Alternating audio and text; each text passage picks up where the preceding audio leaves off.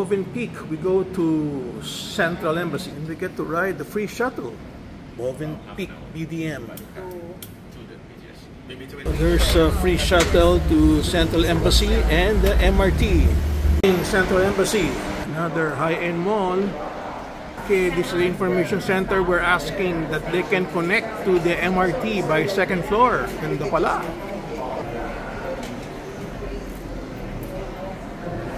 Panay pambabae pala to. Hindi silang Louis Vuitton, no? Versace. Grabe ang Bangkok, panay shopping.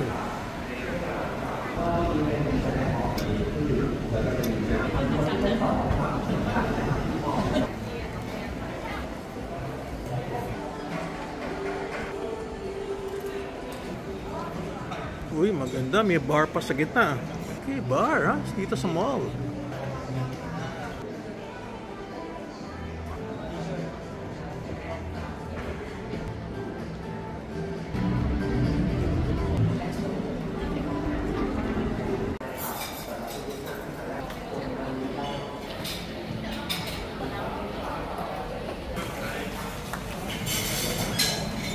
Okay pala yung mga restaurants dito, high-end.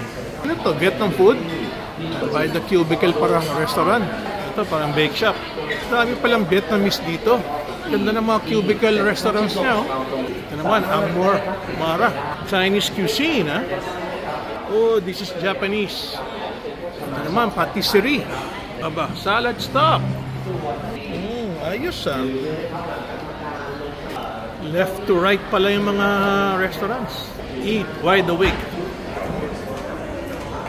Fast foods na to. Nandito yung aking favorite duck. Oh, wow. Ang ganda tignan. Cam's roast pala to. Kanya masarap tignan. Public market sa baba.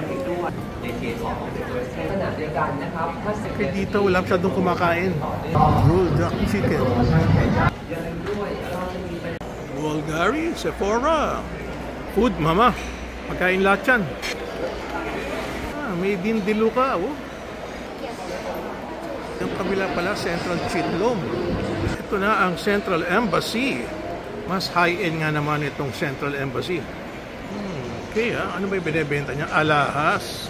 Aba, oo nga, mas big time ito. Mas bago itong Central Embassy, oh. Ganda. Yun, new concept. Central Embassy, coming soon. Wow, bagong-bagong mall pala.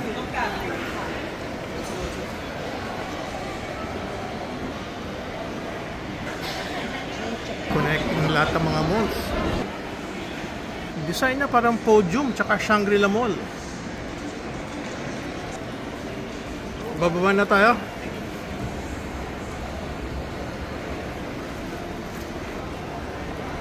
Ayan, Hermes, tinadaanan mo. Ayun, may Rolex na, oh. Ito, katabi ni Hermes. Si Burberry. Baba uli kami. Tayo punta sa food court. Yun yung mamahalin, si Patek Philippe.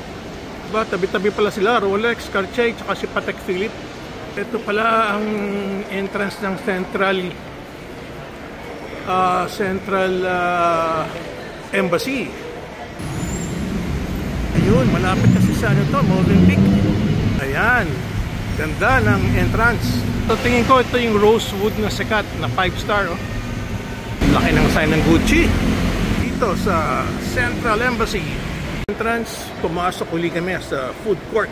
Favorite namin, pagkain, panay food court kasi mas mura.